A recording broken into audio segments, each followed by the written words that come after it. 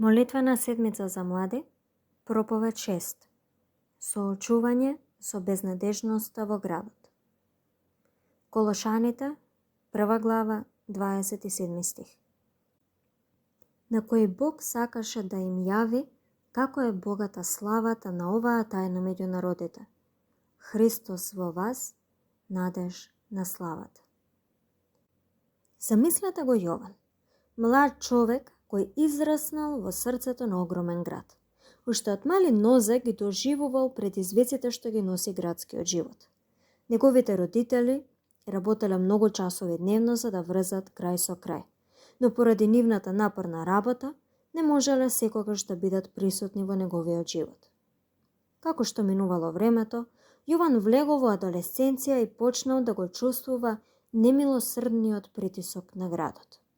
Во неговото училиште академската конкуренција била жестока, а притисокот да се добијат добри оценки биле силен. И покрај неговите напори во учењето, понекогаш се чувствувал преоптоварен од работата и очекувањата на неговите родители. Се прашувал дали има реална иднина за него во тој град. Во неговата заедница, безбедносните прашања биле секојдневна појава. Грабежи и секакви надписи и цртежи под зидовите биле вообичаени, а Јован морал да оди по темни и делумно уништени улици додека се враќал од училиште. Не се чувствувал безбедно, ниту бил поврзан со соседството, поради што се чувствувал уште поосамено и обесхрабрено. Како што растал, Јован сватил дека и неговите пријатели и соученици се соочуваат со слични предизвици. Многумина се бореле со стресот на училиште, економски тешкоти и недостаток на јасни планови за понатомошниот живот во градот.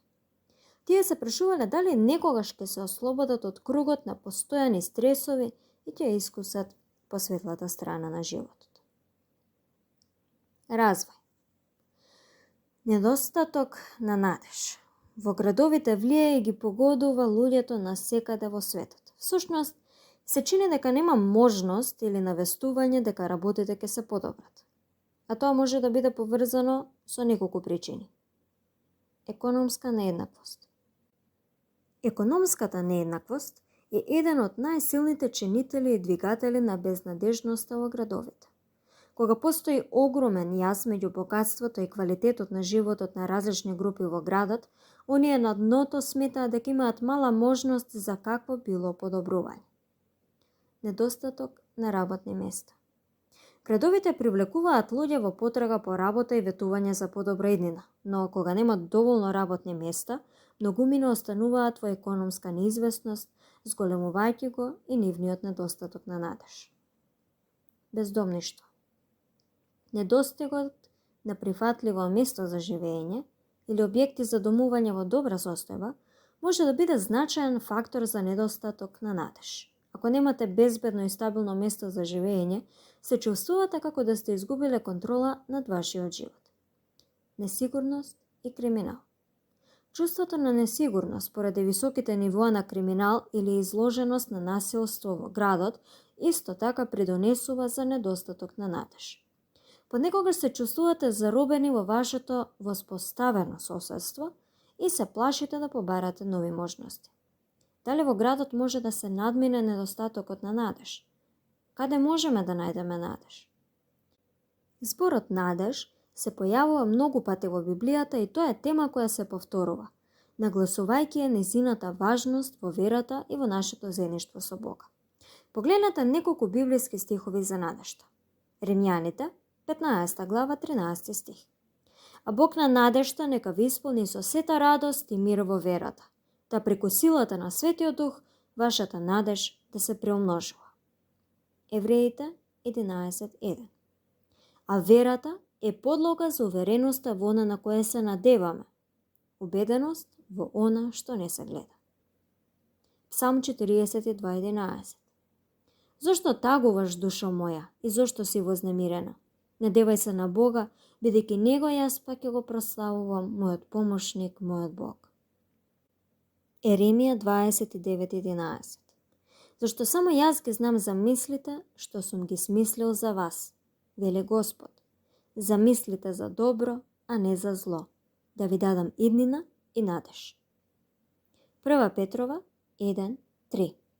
Благословен е Бог и Отецот на нашиот Господ Исус Христос, кој по својата голема милост не природи преку воскресението на Исус Христос од мртвите за жива надеж. Овие стихови ќе ни помогнат подобро да ја разбереме надежта. Тие се како сидро што ни помага да останеме стабилни среде бура. Исто како што на бродот му треба сидро за да избегне брановите да го занесуваат вамо таму, ни требаат следните 3 вистини за да одржиме надежта. Вистина број 1. Библијата е книга на надежта.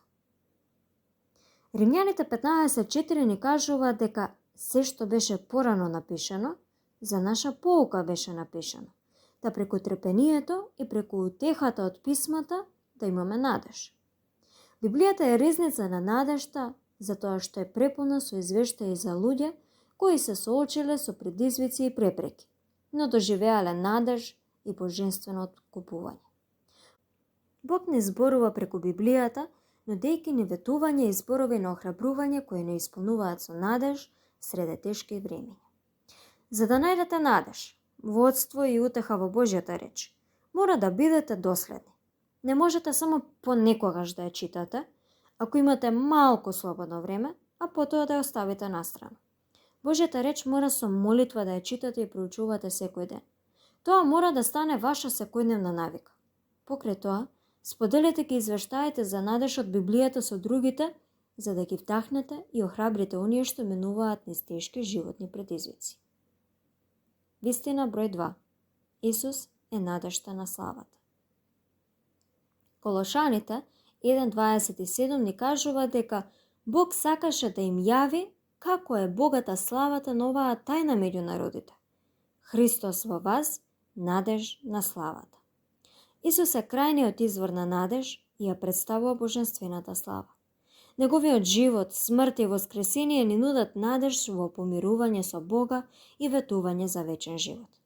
Верата во Исуса го преобразува нашиот живот и ни исполнува со надеж да ја достигнеме вечната слава со Него. За да се одржи надежта, клучно е да се развие лична заедница со Исуса преку молитва и размислување, доживувајќи ја неговата надеж и преобразба во животот. Вистина број 3. Второто Христово доаѓање е нашата блажена надеж. Посланието до Тит, 2 глава 13 стих вели: очекувајќи ја блажената надеж и славното јавување на нашиот семоќен Бог и Спасител Исус Христос.